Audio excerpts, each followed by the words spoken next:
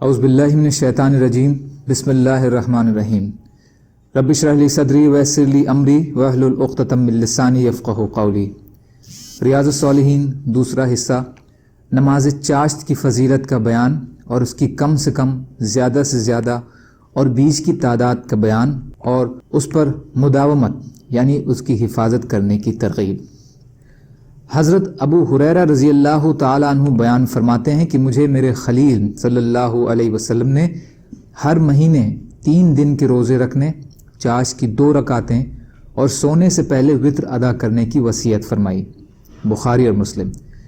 سونے سے پہلے وتر کی ادائیگی صرف اس شخص کے لیے مستحب ہے جو رات کے آخری حصے میں اٹھنے کے بارے میں اپنے پر اعتماد نہیں کرتا۔ اگر اسے بھروسہ ہو تو پھر رات کا آخری حصہ افضل ہے۔ فائدہ: وصیت سے مراد تلقین و تاکید ہے، کیونکہ فرائض کے ساتھ نوافل کا اہتمام اللہ کے قریب قربت کا باعث ہے۔ 3 دن سے مراد کوئی سے بھی 3 دن ہو سکتے ہیں، لیکن ایام بیض یعنی قمری مہینے کی 13، 14 اور 15 تاریخ مراد لی جائے تو زیادہ بہتر ہے، کیونکہ ان دنوں میں خود رسول اللہ صلی اللہ علیہ وسلم بھی روزے رکھتے تھے۔ اس سے چاشت کی نماز اور وتر کی اہمیت اور نیکی کے کاموں کی تلقین و ترغیب کی فضیلت بھی ثابت ہوتی ہے۔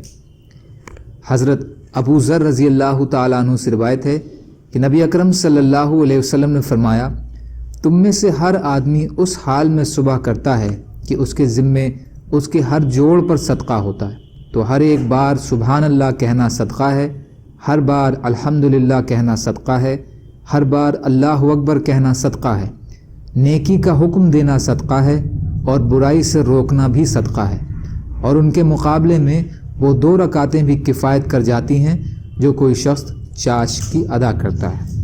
مسلم شریف کی حدیث۔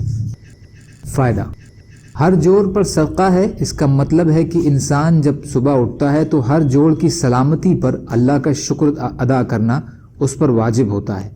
اس لیے انسان کو چاہیے کہ اللہ کی تسبیح و تحمید اور تکبیر و تحلیل کا اہتمام کرے، کیونکہ یہ کلمات تسبیح اور تحمید کی ایک ایک بار ادائیگی ایک ایک صدقہ ہے۔ ہر انسان کے جسم میں 360 جوڑ ہوتے ہیں، اتنی تعداد میں ہر انسان کو ضرور تسبیح اور تحمید کا اہتمام کرنا چاہیے۔ اس کے علاوہ کسی کو نیکی کی ترغیب دینا اور برائی سے روکنا بھی صدقہ ہے، اور انسان اگر چاشت کی 2 رکعتیں ادا کر لے تو تمام جوڑوں کی طرف سے صدقہ ہو جاتا ہے۔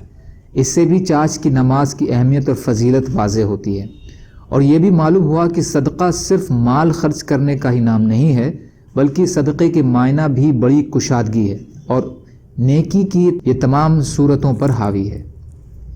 ام المومنین اما عائشہ رضی اللہ تعالی عنہا سے روایت ہے کہ رسول اللہ صلی اللہ علیہ وسلم چاشت کی 4 رکعات پڑھا کرتے تھے، اور جو اللہ چاہتا زیادہ بھی ادا کر لیتے۔ مسلم شریف کی حدیث۔ فائدہ: یعنی آپ کا زیادہ معمول 4 رکعات کا تھا، لیکن کبھی زیادہ بھی پڑھ لیا کرتے تھے، چنانچہ دوسری روایت میں یہ تعداد 8 رکعات تک بیان کی گئی ہے، یعنی 2، 4 اور 8 رکعتیں گنجائش پڑھی جا سکتی ہے۔ اللہ تعالیٰ کہنے سننے سے زیادہ عمل کی توفیق عطا فرمائے، اور مظلوم کشمیریوں، فلسطینیوں اور دیگر ممالک میں جہاں بھی مسلمان بھائی بہن پریشان حال ہیں، یا اللہ آپ ان کی مدد فرمائیے اور ہم کو بھی اپنی استطاعت کے بقدر اپنا حق ادا کرنے والا بنائیے، آمین۔ سبحان اللہ و بحمدہ، سبحانک اللہم و بحمدک، اشہد ان لا الہ الا انت، استغفرک و اتوب الیک۔